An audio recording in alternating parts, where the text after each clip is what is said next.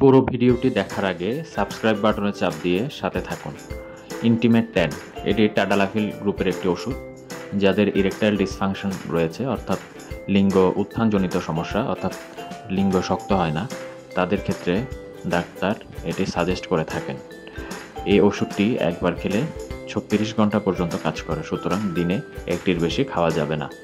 পাশাপাশি আপনার erectile dysfunction কেন হয় কিংবা এর পাশাপাশি আর কোনো সমস্যা আছে কিনা সব কিছু দেখার পরে ডাক্তার এই ওষুধটি সাজেস্ট করে থাকেন। অনেকের ধারণা ওষুধটি পরিমাণে বেশি খেলে হয়তো দীর্ঘ সময় আপনি সহবাসে সময় দিতে পারবেন।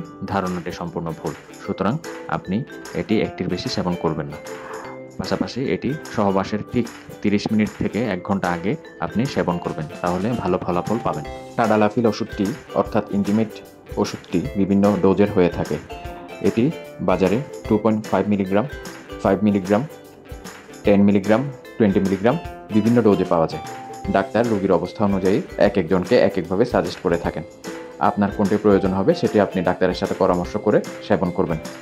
যারা বুকের ব্যথার জন্য নাইট্রোগ্লিসারিন ওষুধটি সেবন করে থাকেন, তারা ইন্টিমেট সেবন থেকে বিরত থাকুন। অ্যান্টাসিড, ইট্রাকোনাজল, কেটোকোনাজল গ্রুপের ওষুধ যারা গ্রহণ করেন, তারা ইন্টিমেট গ্রহণ থেকে বিরত থাকুন।